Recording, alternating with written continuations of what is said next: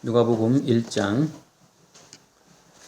26절부터 38절까지 보겠습니다. 누가복음 1장 26절로 38절. 자, 누가복음 1장 26절 먼저 봅니다. 여섯째 달에 천사 가브리엘이 하나님의 보내심을 받아 갈릴리 나사렛이란 동네에 가서 자손 요셉이라 하는 사람과 약혼한 처녀에게 이르니 그 처녀의 이름은 마리아라. 그에게 들어가 이르되 은혜를 받은 자여 평안할지어다 주께서 너와 함께 하시도다 하니 처녀가 그 말을 듣고 놀라 이런 인사가 어찌함인가 생각하며 천사가 이르되 마리아여 무서워하지 말라. 내가 하나님께 은혜를 입었느니라. 보라 내가 잉태하여 아들을 낳으리니 그 이름을 예수라 하라. 그가 큰 자가 되고 지극히 높으신 이의 아들이라 일컬어질 것이요 주 하나님께서 그 조상 다윗의 왕위를 그에게 주시리니 영원히 야곱의 집을 왕으로 다스리실 것이며 그 나라가 무궁하리라. 마리아가 천사에게 말하되 나는 남자를 알지 못하니 어찌 이 일이 있으리이까. 천사가 대답하여 이르되 성령이 내게 임하시고 지극히 높으신 이의 능력이 너를 덮으시리니 이름으로 나실 바 거룩한 이는 하나님의 아들이라 일컬어지리라. 보라 내 친족 엘리사벳도 늙어서 아들을 배었느니라. 본래 임신하지 못한다고 알려진 이가 이미 6달이 되었나니 대저 하나님의 모든 말씀은 능하지 못하심이 없느니라. 마리아가 이르되 주의 여종이오니 말씀대로 내게 이루어지이라 하매 천사가 떠나가니라. 아멘. 가장 황당하고 말이 안 되는 사건이죠. 너무나 황당하고 말이 안 되는 사건이기 때문에 오늘 본문의 그 주인공인 마리아도 나는 남자를 모른다. 나는 남자를 알지 못하는데 이게 무슨 말인가? 이게 무슨 망발인가? 이 당시 마리아의 나이가 한 16세, 15세쯤 된다고 이제 추정하거든요.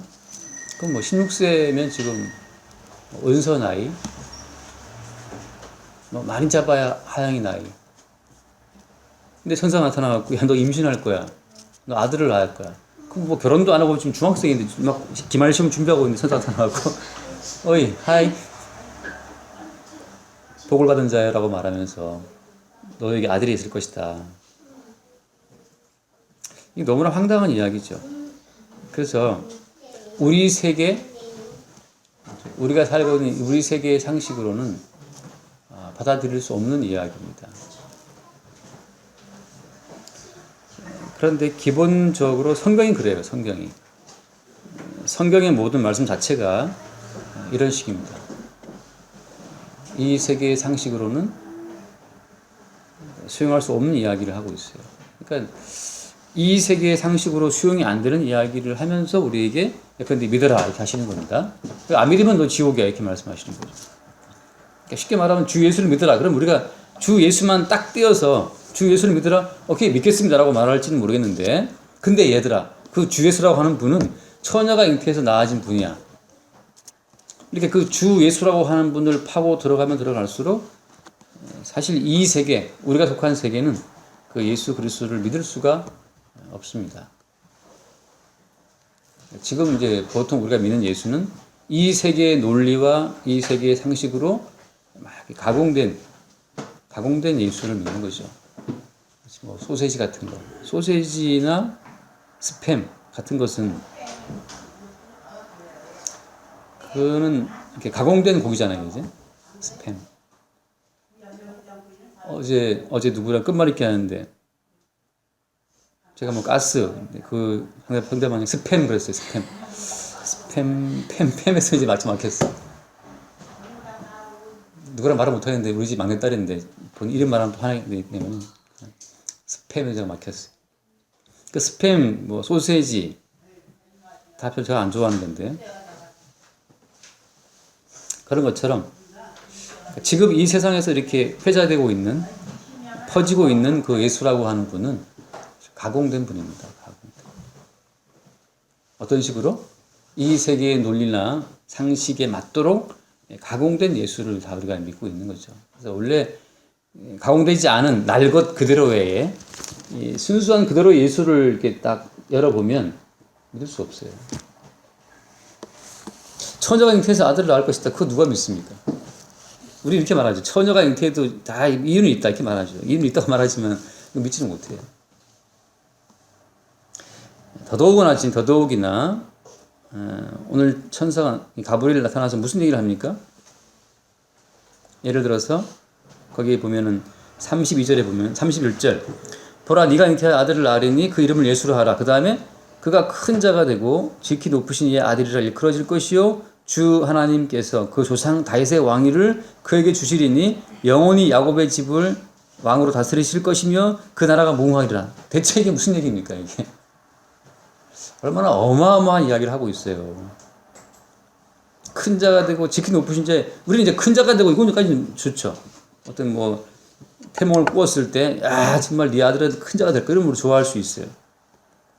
근데 지극히 높으신 이 아들이고 조상 다윗의 왕위를 줄 것이고 영원히 야곱의 집을 다스릴 것이고 뭐 이런 얘기 들으면 너무 황당하죠. 우리가 소화할 수 있는 태몽이라든지 그 정도는 뭐 하늘에 해가 뚝 떨어져서 치마라 받았다 이 정도는 우리가 수용할 수 있죠. 또 다른 뭐 태몽 뭐 있습니까? 봉황이 날아가다가 뭐 뒤로 들어왔다 이 정도 얘기는 할 수가 있어요. 바꿔 말하면 이런 이야기는 우리의 일상하고 아무런 상관이 없는 얘기들입니다. 우리의 일상하고. 다음 주가 수능인가요? 이번 주인가요? 그러니까 뭐 지금 우리 수능 시험 그런 이야기, 다음에 적폐청산 이야기, 누구를 뭐 구속했다, 그다음에 뭐 누가 집을 팔았다, 뭐 얼마 남겼다, 부동산 지금 뭐 DTX인가 뭔가 그게 몇 프로다 이런 얘기 뭐 있지 않습니까? 그런 이야기는 우리가 같이 대화할 수 있는 주제가 되죠. 중에서 시험이 어렵다, 쉬웠다, 그거 다 대화할 주제가 돼요. 되는데, 갑자기 이거 시골 사는, 베들레헴 그 시골 사는, 여기 지금 나사렛 이 동네 시골 사는 그 처녀 마리아한테 가서 말이죠. 다윗의 왕위를 그에게 줄 그 아들이 네가 태어난다.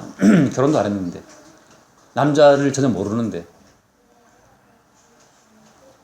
이런 이 격차를 뭐라고 말하는 겁니까? 간단히 개념으로 잡자면 이런 격차를 육적인 세계와 영적인 세계라고 말을 해요. 육적인 세계에서 우리가 다루는 모든 주제들은 다 상식으로 납득 가능한 이야기들입니다.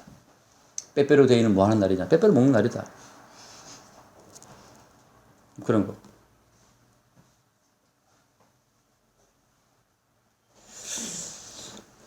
뭐 정상회담을 했다. 뭐 샤이니 미노가 지금 인도네시아에서 인기가 많아서 미노가 좀 뭐 회담을 도와주고 있다. 뭐 이런 얘기들이 다 가능한 얘기들이죠. 설현이가 어떻고 뭐 초아가 어떻고 다 상식으로 가능한 이야기. 그게 이제 우리가 사는 육적인 세계입니다. 육적인 세계의 이야기들이죠. 그러니까 육적인 세계의 이야기는 어떤 거냐면 결혼을 해서 남자와 관계를 통해서 아이를 낳는 것. 그게 육적인 세계의 상식이며 그게 진리고 원칙이죠. 육적인 세계의 그게 진리고 원칙이고 그게 이제 진실이죠. 근데 이게 중요합니다. 꼭 하나님께서 우리를 찾아오실 때에는 육적인 세계의 상식을 무너뜨리면서 와요. 그게 문제가 되는 겁니다. 바꿔 말하면 육적인 세계 속에서 우리의 삶을 도와주러 오시는 분이 아니고 육적인 세계에서의 우리의 삶과 위상을 그걸 허물어뜨리면서 오신다는 게 이게 문제 같아요. 예를 들어서 마리아가 정상적인 과정, 우리가 아는 육적인 세계의 그 정상적인 루트로 결혼을 해서 아이를 낳았다면 많은 사람들이 축하해 줬을 겁니다. 결혼했는데 아이가 생겼네? 그 사람들이 축하한다라고 말이죠. 뭐 애기 옷도 사주고 막 이렇게 해서 10달 동안 준비를 잘하고 이제 10달째 산부인과 가서 이제 아이를 낳고 그럼 어디 무슨 산부인과야 막 물어봐 주보에 싣고 가서 이렇게 축하해주고 그게 안 갚잖아요. 근데 갑자기 은사가 임신을 했어. 이거는 모든 주변 사람들, 그 나사렛 동네에 있어서 드디어 그 집 세식 씨가 임신했대. 축하할 문제가 아니고 뭐라고 그 집 딸이 임신했다고? 어떤 놈이랑 그렇게 됐대. 누구래 그 놈이. 사실은 좋은 남자였대, 좋은 남자. 근데 요셉은 자기는 전혀 관계한 적이 없으니까. 난 아니다. 그때 요셉이 저는 아닙니다. 난 진짜 그 여자는 한 적 없어요. 이렇게 말해버리면 어떻게 되는 겁니까? 마리아는 또 다른 어떤 논팽이와 눈 맞아서 한 가늠자가 되어서 돌에 맞아 죽게 돼 있어요. 그 나중에 나오신 요셉이 가만히 끊고자 하죠. 가만히. 그 마리아를 지켜주는 마음으로 솔직히 끔찍하잖아요. 분명히 내 애는 아닌데 넌 누구 애를 뵌 거냐. 난 너랑 결혼할 수는 없어. 그렇지만 내가 너를 돌 맞아 죽게 할 수는 없고 내가 가만히 조용히 너랑 끊어줄게. 그렇게 했는데 천사가 와서 말리죠. 천사 스탑. 일단 데려와서 하라라 말이죠. 찜찜한 거예요 지금. 도대체 저 애기 누구 얘기일까? 어느 나이트에서 놀다가 된 걸까? 이건 생각할 수밖에 없잖아요. 나이트인지 뭐 클럽인지 알 수 없으나. 그냥 육적인 세계, 우리가 아는 상식적인 세계 속에서 축하받으면서 출산할 수 있는 그런 루트로 마리아를 끌고 가는 게 아니고 영적인 세계가 우리 세계에 다가올 때는 육적인 세계 속에서의 우리의 자존심, 우리의 체면, 우리의 사회적인 지위, 소셜 포지션 하잖아요. 그런 지위, 그거를 다 무너뜨리면서 온다는 게 이게 문제예요.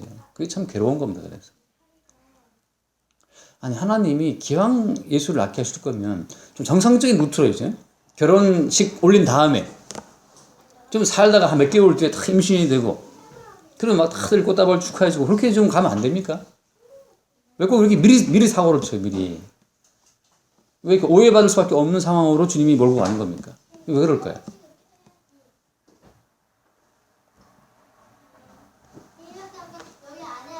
우리 세계의 관점, 우리 세계의 선악 논리로 오해할 수밖에 없는 식으로 항상 주님이 온다는 게 문제예요. 왜 그러냐 하면 우리는 그렇게 하지 않으면 육적인 세계에서 우리는 빠져나오지 못합니다. 바꿔 말하면 육적인 세계에서 우리가 스스로 이렇게 이 세계 육적인 세계야. 정말 더러운 세계, 하나님의 심판 가운데 있어. 난 이 세계를 떠날 거야. 저 높은 곳을 향하여 천상의 세계를 바라보고 우리가 이렇게 저벅저벅 빠져나올 수 있지를 못해요.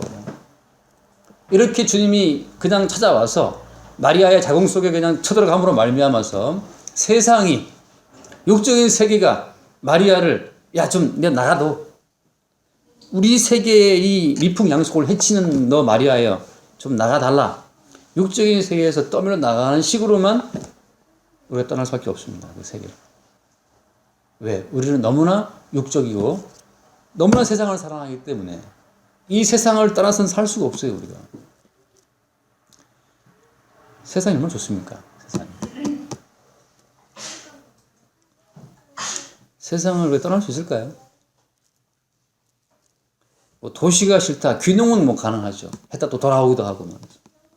그렇지만 우리가 이 세상을 너무너무 사랑합니다. 우리는 너무나 현세적이에요. 세상을 너무너무 사랑하기 때문에 주님께서 나와 한다고 해서 이 세상을 빠져나갈 자는 아무도 없어요. 그래서 주님이 일으키시는 사건에 의해서 어쩔 수 없이 이 세상을 등지고 떠나게 되는 식으로만 우리가 이 땅을 떠나게 되는 겁니다. 그래서 구원받은 사람은 누구냐? 구원받은 사람은 본인이 저요 손들고 세상 정말 더럽네요 주님. 세상 버리고 주님 따라가랍니다. 이렇게 나오는 사람은 그 사람은 사실은 지 마음대로 안 됐기 때문에 그러는 거지. 세상을 사랑하는 마음은 똑같습니다. 하나 정리할 건 그겁니다. 구원이라고 하는 것은 우리 스스로가 이루는 것이 아니고 구원은 어때요? 구원은 받는 거예요. 어떤 식으로? 구원은 어떤 세계에서 어떤 세계로의 이동을 말하는 건데 어디로부터의 구원이 나와야 되는 거예요? 어디로 구원이냐? 어디로부터의 구원이냐? 육적인 세계로부터의 구원인데 어떤 식으로? 어떤 식으로? 그 세상으로부터 축출되는 식으로. 마치 누구처럼? 마치 예수님이 이 세상으로부터 어때요? 쫓겨나가는 식으로. 예수님이 세상에서 십자가로 밀려나가는 식으로 똑같은 그런 방식으로 이 세상에서 너 나가라는 식으로 우리가 구원에 이르게 되는 겁니다. 그 그림자는 뭐냐? 그 그림자는 이스라엘 백성이 애굽에서 나올 때 이스라엘 사람들이 자발적으로 애굽을 나온 게 아니거든요. 왜냐하면 이스라엘 사람들은 애굽을 나올 생각이 없어요. 거기서 그냥 forever 잘 살고 싶은 거죠. 근데 하나님이 모세를 보내서 그 이스라엘 사람들한테, 아니 애굽 사람들한테 이스라엘 사람들이 미운 물건이 되게 했어요. 미운 존재가. 그래서 여러분, 하나님의 사랑을 입었다라고 말하는 것, 오늘 본문으로 말하자면 28절에 그에게 들어가 이르되 은혜를 받은 자라고 하잖아요. 주님의 은혜를 받았다라고 하는 것은 동시에 뭘 말하느냐? 이 세상으로부터 이상한 놈이네. 이 세상으로부터 축출당하는, 이 세상으로부터 미움받는 그런 과정을 같이 이렇게 세트로 동반해서 은혜가 주어진다는 사실을 여러분 기억해야 됩니다. 주님으로부터 은혜를 입었다? 그 뜻은 뭐예요? 세상으로부터 이제 미움받게 생겼다.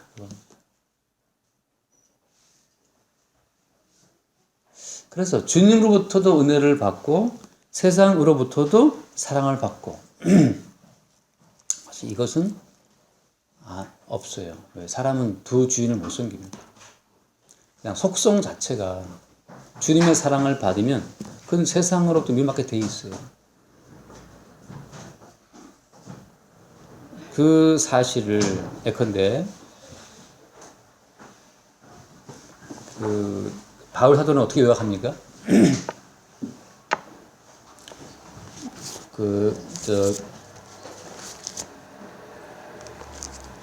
잠깐 말씀 볼게요. 고린도 후서를 보면 고린도 후서 2장을 보면 고린도 후서 2장 15절 말씀을 봅시다.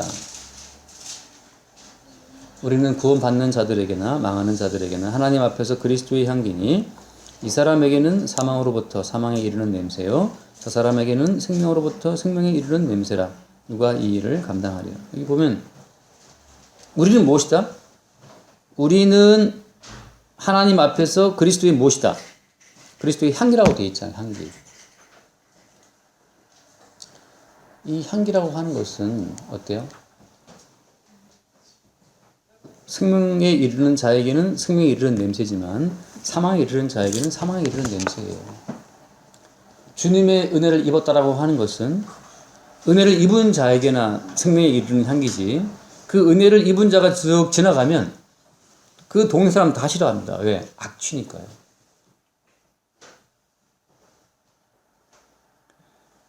마리아의 자궁 속에 주님이 들어오시는 그 순간부터 해서 마리아는 그 동네에서 이상한 여자예요. 주님의 생명이 들어오는 그 순간 이 육적인 세상을 쓱 지나가면 그 악취가 그들에게는 악취입니다. 누구한테만 향기냐? 같은 생명을 그 자궁 속에 받은 그 사람들에게만 향기지. 그렇지 않은 사람들은 이상한 얘기예요. 지금 뭔 소리야? 그래서 여러분, 많은 사람들이 교회를 나오지만 사실은 교회에 나온 사람이 어떤 사람에게는 정말 악취, 그 말씀 자체가 너무 악취라 견딜 수가 없어서 뛰쳐나가요. 정상이. 교회에 나온 사람마다 야, 교회 말씀 좋아, 교회가 막 차고 넘친다. 그거는 지금 뭐냐? 문제가 있는 겁니다.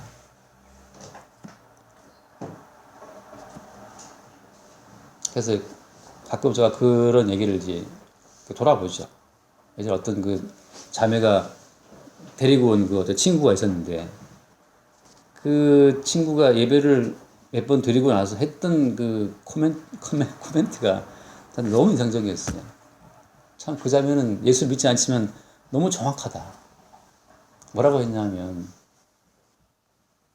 말씀이 너무 좋고 너무 아름다운데 이 현실과 맞지 않다는 거죠. 목사님 너무 현실하고 너무 동떨어진 이상한 세계를 이야기한다는 거예요. 그리고 교회하고 사연하라 했어요. 왜냐하면 그 자매는 현실을 살아야 되니까.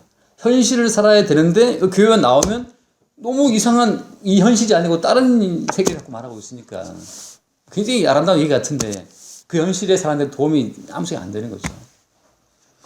그래서 굿바이 하고 갔어요. 제가 볼 때는 그 자매가 센스가 있더라고. 그래서 이제 저는 그렇게 좀 센스 있는 사람이 좋긴 한데 이게 복음하고는 상관이 없는 거죠. 그런 거 뭐 이렇게 꼭 지시하지 않아도 막 알아서 하는 거 있잖아요. 그리고 그런 썰미는 눈썰미는 또 있거든요. 그거 참 필요하다. 우리 교회 사람들하고 다른 면이 있다. 우리 교회 선생님들 많아요. 많은데 그 중에 보면 센스원들 꼭 이렇게 말을 해야만 하는 분도 있잖아요. 근데 바로 그겁니다. 예수님이 뭐라고 했냐면 세상에서 나의 사랑을 받은 자인 고로 세상이 너희를 미워한다라고 했잖아요. 이건 다른 속성이 지나가는 겁니다. 그래서 은혜를 입은 자 말할 때는 그 영적인 세계의 은혜를 입은 것이지만 육적인 세계에서는 영적인 은혜라고 하는 것이 이게 악취예요. 악취. 못 견디는 겁니다. 그래서 너희가 세상에서 나의 사랑을 입었느냐? 그러면 예수의 사랑을 입었다고 해서 세상의 사랑도 입을 거라고 하는 그 착각에서 벗어나야 됩니다. 세상이 너희를 미워하는 것은 뭐 때문이에요? 내 사랑을 입었기 때문이다. 그래서 오늘 제가 드릴 말씀의 핵심은 뭐냐 하면 하나님이 마리아를 찾아왔잖아요. 천사를 보내서 야 마리아야 너 참 은혜를 입은 자야. 근데 육적인 관점으로 보세요. 이게 은혜 받은 겁니까 이게? 아니 16살 먹은 여자애가 남자도 없이 배가 불러와요. 그러니까 정상적인 결혼식도 안 치렀는데 배가 불러옵니다. 이게 은혜 받은 겁니까? 다들 수군거리죠. 또 아이를 낳았다고 칩시다. 그 애비가 누구냐? 마리아는 말할 수 있어요 없어요?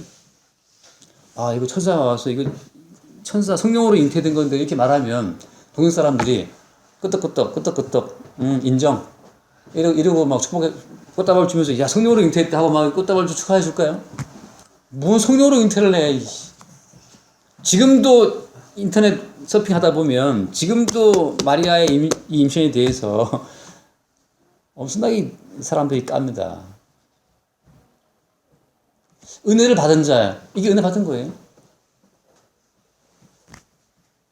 아니 가브리엘이 와서 직접 와서 은혜를 받은 자야 평안할지어다 네가 크게 은혜를 입었다고 뭐 함께 하신다 주님이 그러시는데 아니 주께서 함께 하시는 사람의 인생이 이렇게 풀려야 됩니까? 은혜를 입고 주님이 함께 하는 사람의 인생이라면 정말 예를 들어서 뭐 재벌집 딸하고 딱 결혼을 하고 말이지 그냥 수수하게 입고 나갔는데 재벌집 아들이 벤치 타고 지나가다가 꽂혀갖고 말이지 야 저 누구지? 자체 발광 막 빛이 나갖고 그냥 바로 헌팅해서 그냥 모셔가서 말이지 모셔가서 결혼을 하고 인터넷에 보니까 뭐 있더라고 뭐 또 우리나라 가수인가 뭐 우리나라 체림인가 뭐 중국의 부자랑 결혼했습니까? 그거 모르겠고 뭐 또 말레이시아인가 무슨 굉장한 재벌이랑 결혼한 또 연예인이 있더라고요. 근데 너무너무 사랑해서 그 말레이시아 그 재벌 집에 얘가 시집 갔는데 첨단 이게 있어갖고 얘가 쓸 줄 모르는 거예요. 어떻게 그때 그 말레이시아 재벌 총회 가서 딱 알려주면서 이렇게 딱 다들 뭐 부러워하죠. 밑에 댓글 뭐 부러워서 어쩔 줄 모르는. 그쯤 되면 쟤는 은혜 입었구나. 교회 가서 말할 수 있죠. 권사님 딸이 있었는데 그 딸이 말레이시아 갔다가 말레이시아 재벌이 반해갖고 지금 거기 살고 있잖아.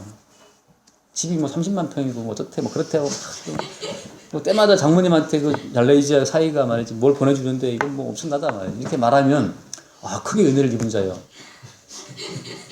주님 함께 하신다, 너 함께 하신다 이렇게 말할 수 있고 아이를 낳았는데 글쎄 그 아이가 장차 말레이시아 대통령이 될 아이래 뭐 이렇게 되면 또 그것도 말 되죠. 그게 은혜를 입은 거죠. 우리 육적인 세계에서 은혜는 그런 거 아닙니까? 근데 네 집 딸인지 16살에 뭐 알을 배갖고 알을 낳았다는데 결혼도 안 했다는데 그 알을 낳았대. 권사님이 그 집 아들 지금 부끄러워서 말도 못하고 지금 권사님 교회도 못 나올 입장에 처했대 지금 왜 도자기 보니까 그 집 딸이 글쎄 뭐 임신을 했다는데 남자가 누군지도 모른다는데 참 그 부모가 걱정이 많다더라.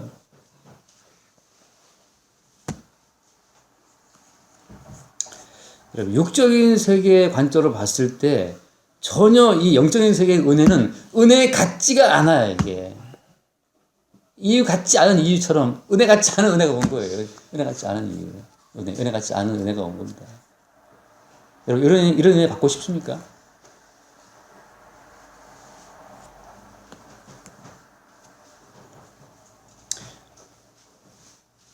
영적인 세계가 육적인 세계에 치고 들어올 때는 도대체 이런 식으로 오기 때문에 육적인 세계의 가치관으로 영적인 세계의 은혜와 축복을 평가할 수가 없어요. 오히려 어떻게 되냐, 오히려 육적인 세계의 가치관을 봤을 때는 영적인 세계의 은혜라고 하는 것이 너무나 무가치해요. 너무나 무가치해서 건축자의 버린 돌처럼 이건 버려, 이딴 은혜 필요 없단 말이지. 버릴 수밖에 없는 은혜로 그렇게 오는 겁니다. 그래서 하나님이 이 땅에 왔을 때 육적인 세계, 이 세상의 관점으로는 육신으로 오신 그 예수를 용납 불가. 어떻게 저런 사람이 우리의 왕이냐. 그러면 우리 구원자 될 수 있어. 아니, 저분 그냥 십자가에 죽여버리자. 차라리 누가 나? 저런 것이 구원자 할 바에는 차라리 누가 낫다? 차라리 바라바가 나, 바라바가. 걔가 좀 사람 죽이고 그래도 걔가 천성은 착하냐, 걔가 뭐 하다 보니 사람 죽인 거지. 걔 바라바가 훨씬 낫다니까. 아직 예수는 쓸모없어. 이 육적인 세계의 가치관으로 정밀 검사한 결과 예수는 죽여 마땅한 자입니다. 바꿔 말하면 뭐냐? 영적인 세계, 하나님의 은혜라고 하는 것은 우리 입장에서 봤을 때는 쓰레기통에 갖다 태워버려도 시원찮은 그런 것이 우리 입장에 봤을 때의 은혜라고 하는 거예요. 누가 이 은혜를 사모하리요? 누가 이 은혜를 바라리요? 누가 이 은혜를 기대하겠습니까? 걔 눈에는 뭐밖에 안 보인다고. 우리가 늘 바라보고 추구하는 은혜라고 하는 것은 돈다발 좀 떨어지는 은혜, 그저 뭐 좋은데 좀 시집가는 은혜, 뭐 어떻게 좀 건강하게 살아가는 은혜, 그걸 우리는 은혜라고 생각하죠. 그러니까 우리는 육적인 존재고 하나님 보시기에 하나님의 은혜를 그냥 쓰레기통에 태워버릴, 십자가에 던져버릴 걸 취급하는 우리를 하나님께서는 어떻게 결국 불로 심판해 버리시는 겁니다. 은혜를 볼 수 있는 안목이 없기 때문에. 그래서 구원이라고 하는 것은 우리가 상상하는 구원은 다 육적인 구원이에요. 우리 눈에는 그밖에 안 보이니까. 우리는 아무리 깨어나도 우리는 돈이 없는 것보다는 돈이 있는 게 좋잖아요. 그렇잖아요. 너무 많은 것도 그렇지만 적당히 한 몇십억 정도는 있어 좋잖아요. 너무 많은 건 뭐 몇 조, 그건 좀 부담스럽잖아요. 그래서 좀 적당하게 많으면 한 1,000억 정도 되면 좀, 대한민국 내에서 어디 가도 이렇게 좀 할 수 있잖아요. 몇십억은 좀 불안하기도 하고, 한번 엎어먹으면 까먹을 것 같기도 하고, 몇십억은 불안해. 뉴스인가 인터넷 보니까 로또 54억 된 사람이 지금 뭐 노숙자, 뭐 훔쳐먹다 감옥 갔다면서요. 내가 다시 이렇게 기사를 보니까 54억이 됐는데 30몇 억이 어디 투자를 하고 어디 20억 어디 투자하고 투자를 했더라고요. 투자를 안 해본 인간이 투자하니까 망하는 거예요. 왜 그랬을까 싶고, 나 같으면 갖고 그냥 은행에 나갔다 저축은행에 딱 분산시켜서 넣어놓고 이자 세다 그러니까. 아니면 부동산 중개인 있잖아요. 최입사님도 있고 정착님도 가서 딱 이렇게 한 10억쯤 주면서 10억으로 좀, 많아도 그렇지만 그게 우리가 생각하는 축복이죠. 안정적으로 집 있고 뭐 마누라 건강하고 애들 다 공부 잘하고 딱 그렇게. 우리가 바라보는 구원은 그냥 그 정도입니다. 그래서 우리가 상상하는 것보다 엉터리죠. 주님의 구원은 주님의 구원은 뭐냐? 주님의 구원은 그냥 우리 속에 쳐들어오는 거예요. 마리아의 자궁 속에 들어오듯이 그냥 우리의 내부에 들어오는 겁니다. 예전에 하나님은 하늘에 있었어요. 그러다 이스라엘 백성 가운데 들어왔습니다. 성막이라는 형태로. 그러다 이제는 마지막 때에는 그 아들로 오신 예수님이 우리의 몸속에 들어와 버려요. 그래서 우리의 몸을 성전 삼고 계신다고 하는 겁니다. 그 우리의 몸을 성전 삼고 계시는 그 주님이 우리 안에 들어오게 되면 무슨 일이 벌어지느냐? 슥 지나가면 구원받는 사람한테는 생명에 이르는 냄새이기 때문에 막 같이 그 구원의 그 은혜를 나누는 것이 기쁘고 즐거워요. 슥 지나가면 사망에 속한 자들은 악취. 저것도 은혜라고. 저것이 은혜냐? 저것도 은혜라고 할 수 있을까? 이런 거지 않습니까? 제가 참 가끔 생각합니다. 우리 아이들을 예를 들어서 뭐 하윤이라든지 뭐 우리 은규, 주아 있잖아, 이런 아이들한테 좀 좋은 환경 속에 예배를 드리게 하면 좋겠는데, 생각하면 여기 지하에 예를 드리잖아요. 그리고 나가면 화장실도 이제 되게 좁잖아요. 나가면 찾길 왔다 갔다 하잖아요. 상상할 때는 이제 잔디가 쫙 깔려 있고 말이죠. 애들이 쉴 때 나가서 잔디에 막 뛰어놀고,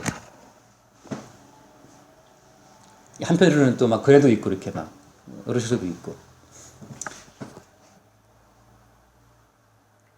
자, 그렇게 만약에 그런 것이 있다면 어때요? 우리가 볼 때는 크게 은혜를 입은 거죠. 크게 은혜를 입은 목사예요.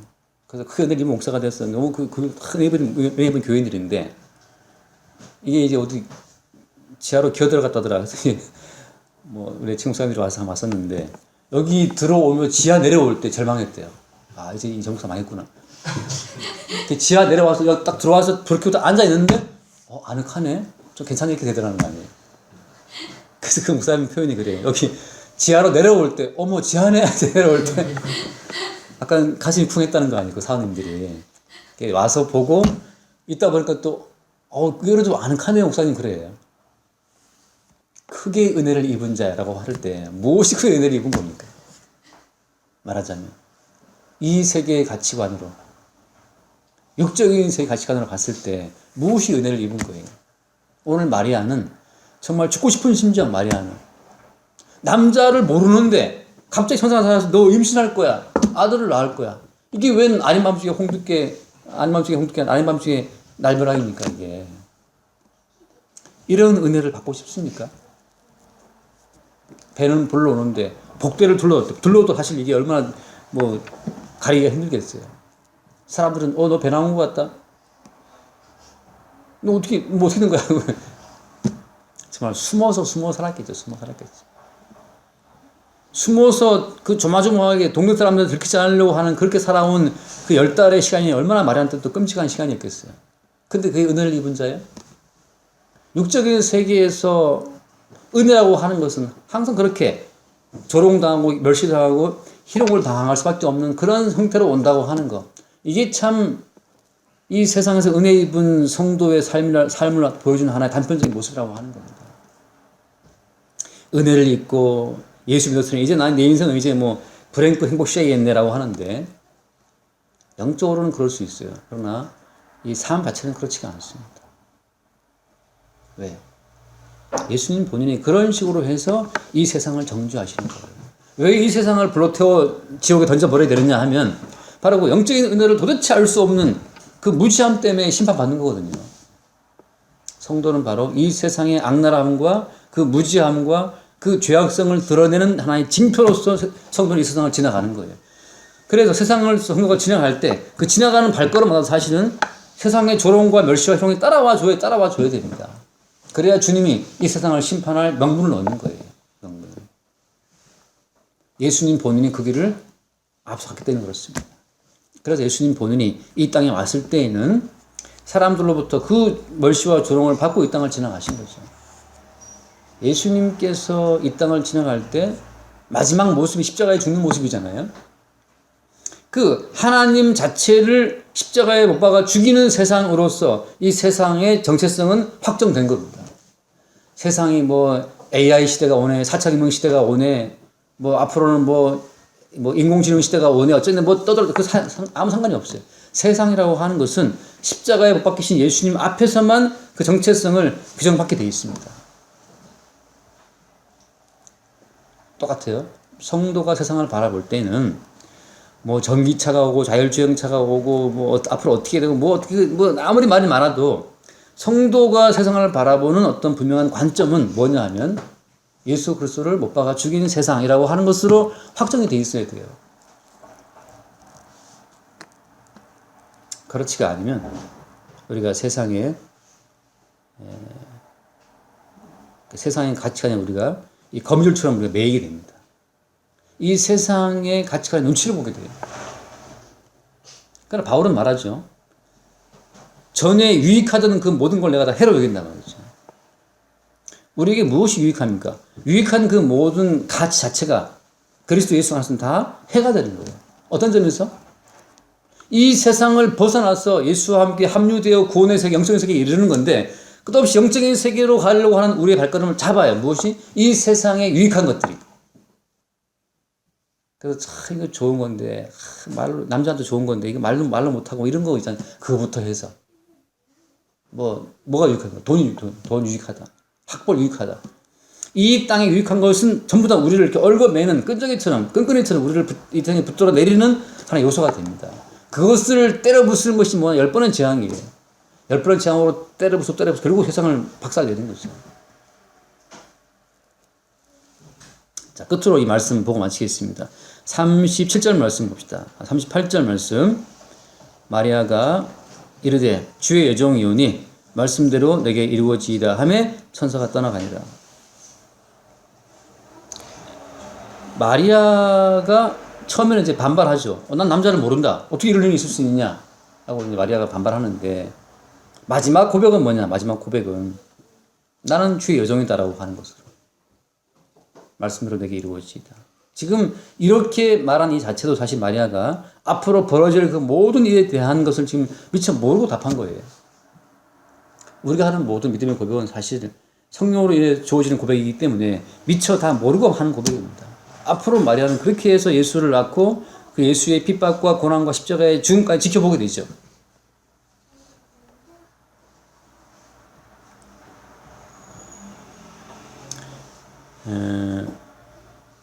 그래서 이 세상, 육적인 세계, 이 육의 세계에서의 우리의 뿌리를 주님이 완전히 이렇게 뽑아내는 과정. 어떤 식으로? 이 세상으로부터의 멸시와 천대와 조롱을 통해서 뽑아내시는 겁니다. 그래서 여러분, 때로는 실패 자체가 때로는 복이에요. 은혜 입었다고 하는 것은 무슨 말입니까? 이 세상에 뿌리를 깊이 내리지 못하게끔 우리의 뿌리를 끊어버린다는 거죠. 정상적인 사회인으로, 상식적인 사회인으로서 이 세상이 환영하고 기뻐하고 좋아해 줄 만한 그런 인간으로서 뿌리를 내리지 못하도록 뿌리를 끊어버리는 그런 과정 자체가 그게 은혜를 입었다고 하는 거예요. 은혜를 입었다. 그래서 때로는 무엇이 안 되는 것이 복입니다. 안 되는 것이.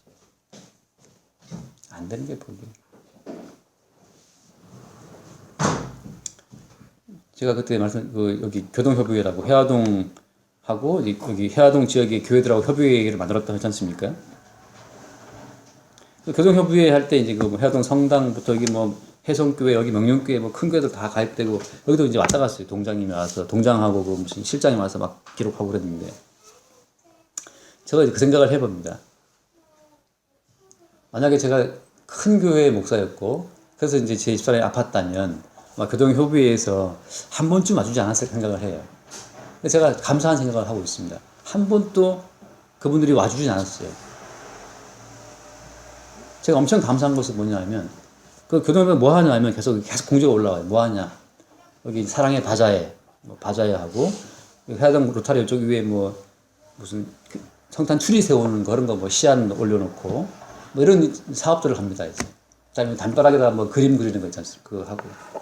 그런 일들을 해요. 그러면 서로 이제 이렇게 주고받고 또 저쪽에 무슨 목사님 한번 또 은퇴한다 그러니까 거기 또 뭐라고 사진 찍고 올리고. 저는 그런 일을 정말 싫어하거든요. 바자회하고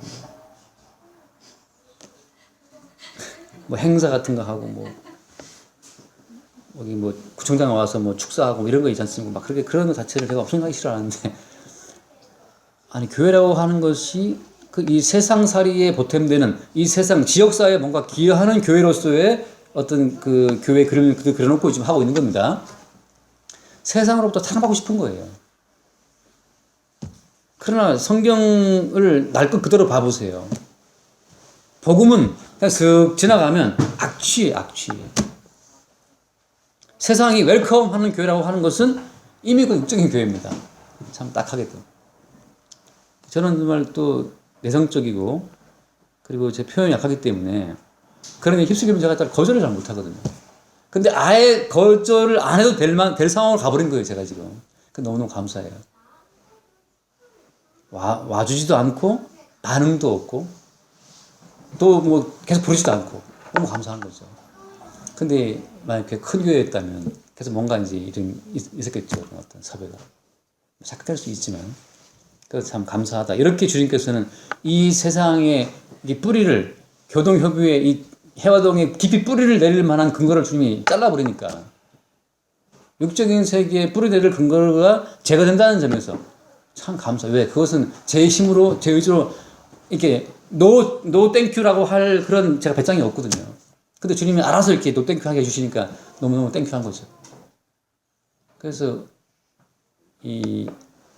마치 이스라엘 사람들이 애굽을 떠날 생각을 못했지만 어쩔 수 없이 떠나야 되는 것처럼 어쩔 수 없이 그 육적인 세계로부터 빠져나가게 되는 것처럼 주님께서는 자기의 백성들을 어쩔 수 없이 그 세계에서 이렇게 문매를 맞고 그 세계에서 멸시를 당함으로써 빠져나오게 되는 방식으로 오늘 찾아오셨고 그렇게 주님께서 구원을 만들어 가신다고 하는 겁니다. 그런 점에서 여러분 때로는 실패도 그게 큰 은혜를 입은 겁니다. 여러분이 성공했다면 저는 막 사법고시 붙고 말이죠. 뭐 검사가 됐고 검사장이 됐고 그러면 또다시 여기 휩쓸려갖고 투신사살하는 검사 있잖아요. 투신사살 검사. 원래 부장검사 돼야 되는데 지금 차장으로 있다가 죽었는데 48세인가 됐더라고요. 딱 정유사님 나이잖아요. 정유사님 제대로 검사가 됐다고 치면 지금쯤 그 뛰어드는 검사가 그 사람 정유사가 안 된다는 보장도 없어요. 근데 주님이 미리 뿌리를 끊어서 크게 은혜를 입은 자예요. 사법고시 몇 번 떨어져서 너는 결국 검사가 안 됐지만 평안할지어다 너와 함께 계신다 주님이. 이게 뭐가 은혜입니까라고 말할 때 이게 바로 은혜인 거예요. 이게 바로 은혜인 거예요. 세상에 깊이 뿌리를 못 내리게 주님이 싹 다 끊어버렸어요. 그렇게 육적인 세계로부터 영적인 세계로 우리가 옮겨지는 겁니다. 우리 발로 뭐 저벅저벅 어린 반프러지도 없어요. 우리 육적인 본성 믿을 수 없습니다. 주님이 쳐들어와서 그냥 마리아의 자궁에 그냥 쳐들어오신 거예요. 야 자궁 비어. 안 돼 옵니다. 난 남자를 모릅니다. 어디서 있다고 허술하고 있어. 이거잖아요. 그때 한 말은 뭡니까? 주의 계집종이 말씀대로 하옵소서. 말씀대로 내게 이루어지이다. 그 길이 무슨 길이냐? 그게 십자가의 길이고 그 십자가의 길만이 이 육적인 세계로부터 구원되는 하나의 과정인 거예요. 육적인 우리의 의지로 구원받지 못합니다. 다만 주님께 쳐들어와서 육적인 세계에서 우리의 뿌리를 쫙 끌어내므로 말미암아서 구원이 이루어지고 성도는 그렇게 이루어진 구원을 아멘으로 받아들이는 자들이라는 사실이 우리 가운데 새로운 소망 될 수 있기를 바랍니다. 기도하겠습니다. 하나님 아버지 감사합니다. 이 세상이 보기에 참으로 희한한 방식, 세상이 거부하고 멸시할 만한 방식으로 주님의 은혜가 다가온다는 이 사실이 우리에게 생명에 이르는 향기가 되게 하여 주옵소서. 영원히 이 세상에서는 미움을 받으나 주님께 은총을 입는 그 구원받은 백성의 위치에 설 수 있도록 우리에게 긍휼을 더하여 주옵소서. 우리 주 예수 이름으로 기도드립니다. 아멘.